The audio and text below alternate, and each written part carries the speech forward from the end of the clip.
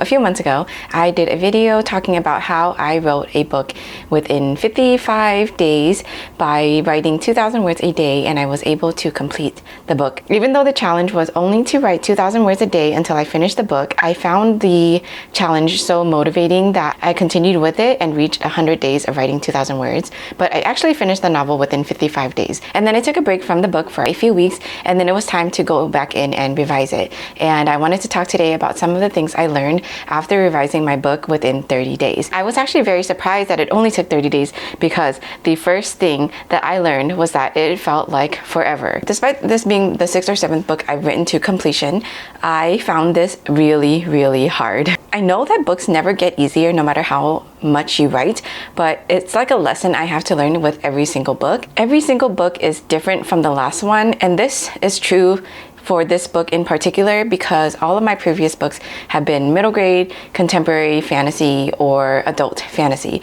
And this was my first adult thriller, and it's a contemporary, so there's no magical elements, even though it is speculative. It's different from anything I've ever written, and honestly, it's different from things that I like. I used to identify myself as a fantasy reader, even though I really read across all genres and across all different types of books, but I've always been obsessed with fantasy, and so when I started writing fantasy. But lately, I've been drawn towards the thriller genre for some reason. I have this theory that men hit a certain age and they become very obsessed with World War II, and women hit a certain age and they become obsessed with thrillers, and that's me. I'm in my thriller mystery era, and I really wanted to write this book. And even though it was very torturous, it was very hard, I feel myself drawn to this story. This story idea just won't let me go. And one of the rules of thumb I tell myself when I am coming up with story ideas, or when I'm trying to decide on which story idea is worth pursuing, is if a story idea does not let me go, and if I cannot stop thinking about it, then it's time to focus on that book and it's time to commit to that story. And that is how I felt with this book. Even though it was quite torturous for me to learn something new, it was very challenging, and to a degree, I started questioning whether I really wanted to continue with this book. And yet, I can't stop myself because I'm just really drawn to the story idea. There's just something about it that just won't let me go. And I kind of feel like sometimes the universe gives me this story and it's my job to steward it into existence. And that's how I felt with all of the books that I've written in the past. And that contributes to my ability to finish them, because writing books is really hard and there needs to be some sort of motivating incentive for me to keep going. And this is one of those situations where I feel like this story almost doesn't belong to me. It belongs to the world, and it is my job to get it out there. So that is why I can't stop. Going back to the revisions of this novel, this is technically the second draft, but some authors consider their very first draft their zero draft, where they just vomit out the words out on paper and it doesn't count. But technically speaking, this is the second draft, and it felt like forever for me, despite that it actually only took 30 days. The whole time I was thinking, what did I do to myself? Because this book is so hard, and usually with most of my books, by the time I get to the second draft, I start to understand what I'm doing or what I'm saying, but I still don't know with this novel. I still am struggling with the themes and the story ideas, and I am going to continue to struggle, it feels like, for a few more drafts. But this time around, I told myself that every book is different, and again, that lesson is usually something that I have to learn with every book, and yet it still feels very new for some reason. I follow this revisions process with most edit letters that I receive from my publishers, but I had to throw that away with this book because it felt too daunting to tackle the bigger issues. And instead I took this book chapter by chapter, and it was a lot less pressure for me for some reason to tackle this chronologically as I went along. I think it's because my books in the past, where I usually tackle the bigger issues first, I already have an idea of where I'm going with the story, whereas with this current book I still don't know. So tackling it one chapter at a time really helps me to take the pressure off. I also had to remind myself that stories are written in layers, and each draft is an opportunity to improve upon the last. Focusing on fixing only one problem at a time made things feel a little bit easier. Instead of trying to figure out everything like the theme and the character development and all this stuff, I decided I was just going to focus on the story structure, which is like the shape of the story and where it was going and the plot. Usually for me, characters come first in a story, but this time around I had to set the character development aside and tell myself I will fix that in the next draft because the story theme seems more important in this book for reasons that will come out when the book is completed. And I told myself that I can focus on character development next time, which again took the pressure off and made it feel a little more surmountable than just trying to do everything at once. The other thing I learned is that challenging myself is really fun. I've never written this type of book before. Other authors are very accomplished with thrillers, but this is a very new genre to me, and it was very challenging at first to learn something new, but once the excitement wore off, it wasn't as fun anymore.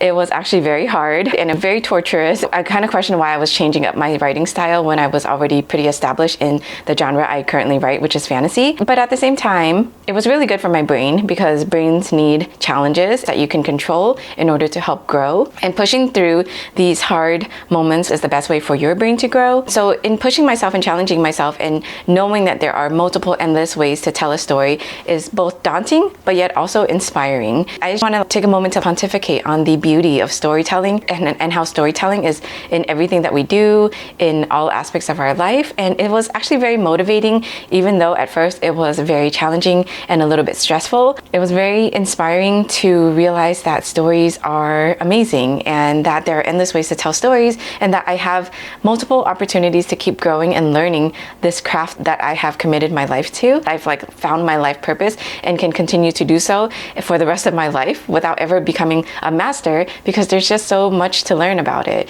And I don't know if that scares people, and it's scary to me, but at the same time, it's also very motivating. Another thing that I learned was to take the book slow and steady. I tend to do most things efficiently. I am an efficient productivity nerd and I like to get things done as fast as possible, but revising a book is a different beast that can only be taken slowly, one page at a time, in my experience. And allowing myself to focus on the page in front of me, even if it was just the only page I worked on for that day, helped me to actually be more productive because instead of sitting and wallowing in my own stress about how I'm never going to finish this book, focusing on just the page in front of me allowed me to take it page by page, which is really the only way that you could read or edit a book. It allowed me to give myself small goals to achieve bigger goals. Instead of rushing through this revision, I accepted that it might take a long time, and for some reason that unlocked my ability to actually take the time I needed to get the story out of. Because I broke it down into small steps, it felt like every day really mattered. No matter how long I spent on the book,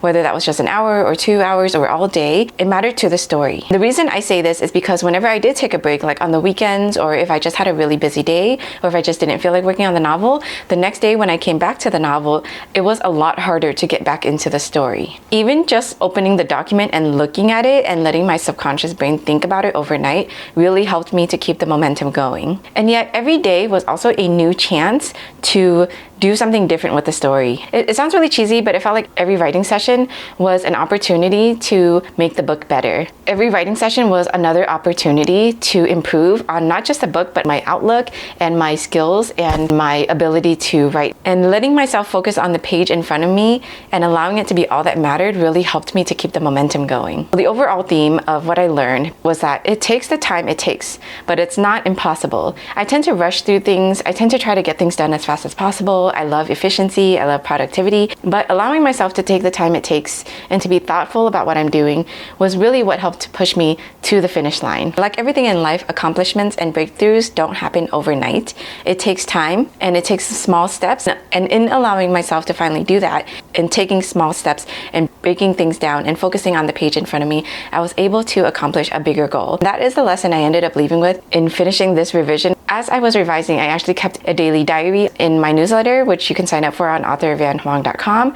But it helped me to look back and realize that there were always going to be bad days. And usually the bad days were always followed by a really good, productive day. But then those days didn't last because eventually I would have another bad day. And it's all a cycle. But it helped me to realize that things aren't forever and that I should just appreciate the writing while I can. Hi, my name is Van Hoang and I'm an author of many books, including Girl Giant and the Monkey King, Silver and Smoke, Monstrous Mrs. My. My videos are all about productivity and writing and revisions. So if you're into that kind of stuff, please give me a like and subscribe. Otherwise, I will see you in the next video. Bye!